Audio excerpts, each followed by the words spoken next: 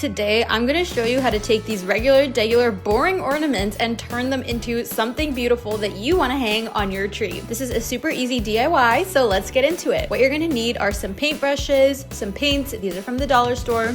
Optional, you can use paint markers, which I prefer because I find it quicker and faster to get my design on the ornaments with the markers.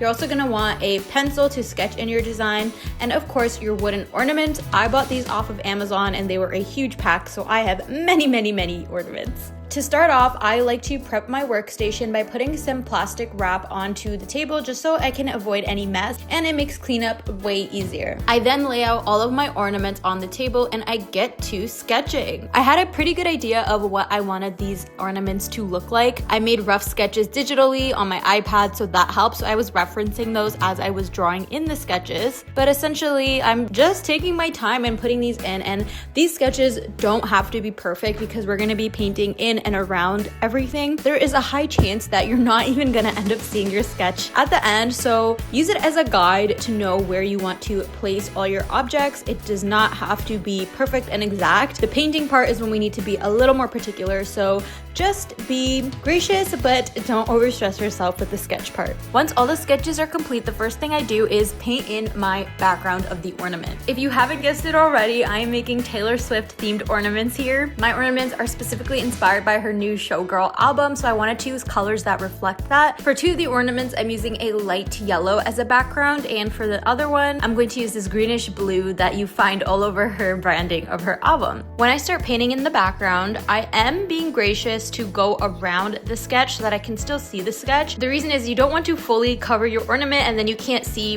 where anything on your sketch layer is. But halfway through, you guys, I realized that this paint was pretty see-through and it would be fine if I painted on top of it. So to save myself time and to go a little faster, I just ended up painting the whole ornament yellow. So if you find that your paints are a little see-through, you can just go ahead and paint right on top of them like I did, and that way you'll still be able to see a little bit of your sketch. Unfortunately, that was not the case for the greenish blue. It was not see-through, so we definitely had to paint around, but thankfully this design wasn't as intricate, so it was fine. Now that I have all of my background colors painted, I go in and start painting in the details. This is why I said I prefer paint markers for the details, because if you take a look here, it's almost as if I'm drawing again.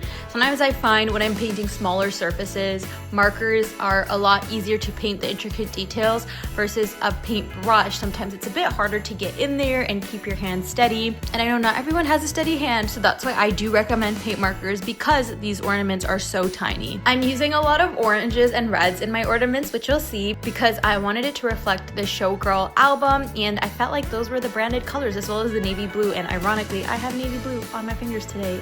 They're a little bit pricier than dollar store paints, of course, but if you do like to do a lot of these crafts where you do small surface areas with intricate details, I do think they're a pretty good investment. Another reason I really like drawing in my sketch first is because now that the sketch is done, the background is done, I have a good idea of my color palettes. The stage of filling everything in just becomes so easy and so zen. It's like you can kind of zone out. I like to put on a show or a podcast or some music and have something playing in the background. So it's kind of like you're multitasking. You're kind of like enjoying some leisure time, but at the same time, you're making a fun craft because you've done the hard work of putting in the sketch and planning out the colors. It's literally just the fun part and the kickback part for me. For this ornament here where it says Showgirl, again, because the surface area was so small, the letters look kind of squished together. So I just took a black marker pen and I actually outlined the words. I found this made it stick out a little bit more and you can actually see the letters way better. So don't be afraid to wing it and improvise when you see certain things not turning out how you originally planned.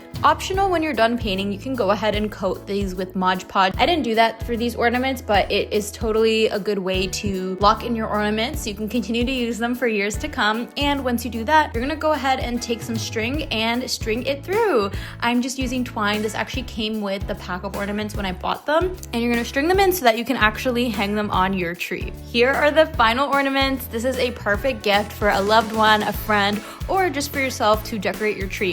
It doesn't have to be Taylor Swift themed. That is just what I chose to do. You're welcome to do any fun theme you like, and you can get totally creative with it. And trust me when I tell you, a lot of people love DIY gifts more than a store-bought gift. So hopefully this inspires you to create something for a loved one.